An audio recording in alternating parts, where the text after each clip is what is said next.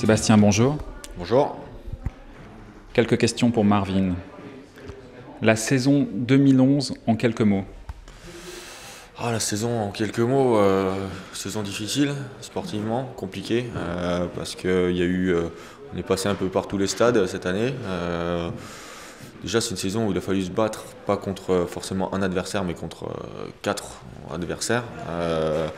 Il y avait toujours beaucoup de prétendants à la victoire, donc même quand il y en a un qui faisait une faute, on avait toujours l'autre avec qui il fallait se battre jusqu'au bout. Donc les victoires, il a vraiment fallu aller les chercher jusqu'à la fin des rallyes. C'était des grosses bagarres.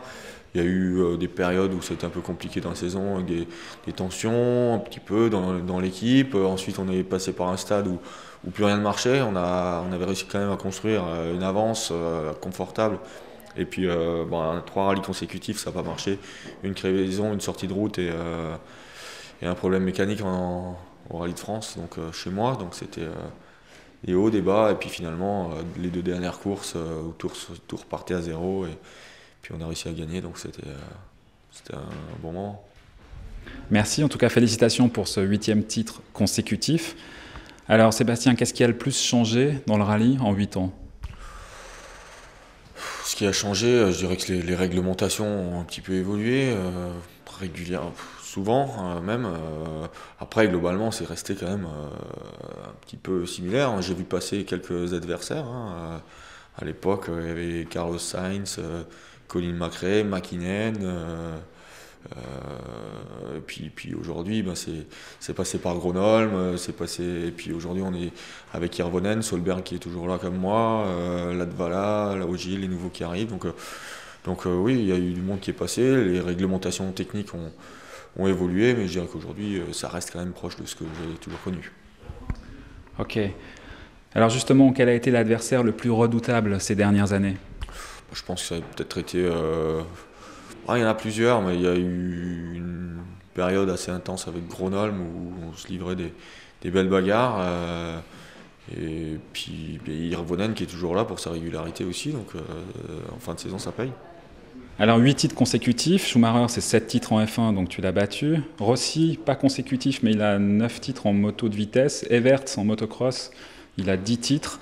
Mais effectivement, aucun de ces champions en sport mécanique n'a des titres de façon consécutive. Ça t'inspire quoi ? Ça me fait plaisir de rejoindre ces pilotes qui sont quand même les références, chacun dans leur sport, d'être devenu moi aussi la référence dans mon milieu. C'est toujours flatteur d'être comparé à Schumacher et à Rossi, parce que quelque part c'est des gens que j'admire pour ce qu'ils ont fait, leur palmarès et leur motivation, leur détermination. Donc d'être et Vert aussi d'ailleurs, mais donc d'être comparé à eux, c'est vrai que c'est toujours flatteur. Ok. Qu'est-ce que tu fais le lundi matin après une course ? Je emmène ma fille à l'école. Ça dépend, tout dépend si je suis rentré. Soit je dors parce que la soirée du dimanche a été dure, soit des fois je rentre des rallyes le dimanche et à ce moment-là, j'emmène ma fille à l'école. Ça a été dur, tu as fêté ton titre, ton 8e titre, tu l'as fêté ? Oui, on l'a fêté un petit peu sur place avec les copains, avec l'équipe, ouais. Ok. Ça c'est pas dur de faire en fait, ça on sait faire. Pourquoi tu es si disponible pour tes fans ? Parce que quelque part, le fait qu'ils me démontrent une attention particulière, ça me touche, et quelque part, je suis fier et content d'avoir des gens qui me suivent. Donc j'essaye de... C'est clair, on ne peut jamais satisfaire tout le monde, mais j'essaye de donner un petit peu de mon temps pour les gens. Et puis d'un autre côté, je dirais que de façon naturelle, je suis comme ça, je ne me force pas. Je suis sans doute d'une nature assez gentille avec les gens, et puis voilà, tout part de là. Ok. C'est quoi la question qui t'agace le plus ? Celle à laquelle j'ai pas de réponse, c'est-à-dire celle-là. Et quelle est la question qu'on te pose jamais et pourtant à laquelle tu aimerais tant répondre ? Je crois qu'on me les a toutes posées. La question qu'on me pose jamais... Je suis pas sûr qu'il y en ait beaucoup qu'on m'ait jamais posé. Non, franchement, j'ai pas d'idée, je sais pas. Ok, alors quelques choix maintenant. C4 ou DS3 ? DS3, c'est l'actualité et puis c'est une voiture dans laquelle je trouve beaucoup de plaisir à conduire. Gronholm ou Hirvonen? Aujourd'hui, je dis Hirvonen parce que c'est l'avenir, c'est mon équipier l'année prochaine. Donc c'est plus l'actualité. Bordeaux ou Champagne? Bordeaux. Porsche GT3 ou Ferrari 458? 458 en vente pour une GT3. Été ou hiver? Été. Hélico ou voiture? Hélico. C'est un luxe et un jouet, je dirais, que je peux me permettre et dans lequel j'ai beaucoup de plaisir.